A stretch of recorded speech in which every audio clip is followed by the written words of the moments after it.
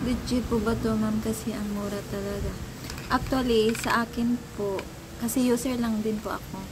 Ito po kasi yung binibili ko, white cup, at saka yung laman niya is yellow, color yellow siya.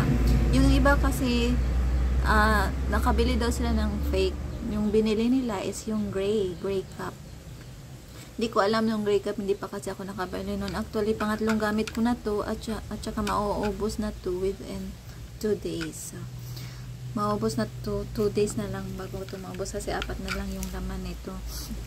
So, ang sa akin lang is kapag bumili kayo sa shop, dapat is magtanong po kayo kung meron po ba silang color white cup. At saka, may ano kasi may nag-message sa akin doon sa TikTok account ko na nakabili daw siya ng fake. Saka naman siya nagtanong sa akin nang nakabili na siya. Sinend niya sa akin yung picture. At saka, color gray nga yung takip nung Very Harmony. Color gray yung takip. Tapos, sinend niya sa akin yung laman. So, yung laman po nung gray cup is color white. Ito namang white cup natin is color yellow po siya. Ayan, ganito.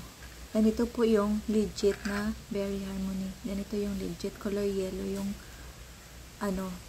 yung tablet niya. So, kapag bumili kayo sa mga store, ganun, dapat manghingi mo na kayo ng picture at tanungin nyo kung may white cup sila na Very Harmony. Wag yung gray ha. Wag yung gray kasi hindi hindi legit yun.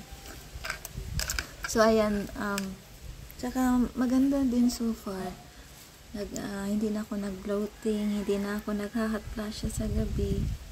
Tsaka fresh yung yung everyday, hindi maganda siya, nakakapag tanggal ng melasma at saka feeling young, ganon. So, mas maganda bumili muna kayo ng isa, tapos kapag kahiyang sa inyo, for after 1 month, kapag kahiyang sa inyo, tuloy-tuloy na lang. Pero kung walang pambili, pwede naman mag-stop.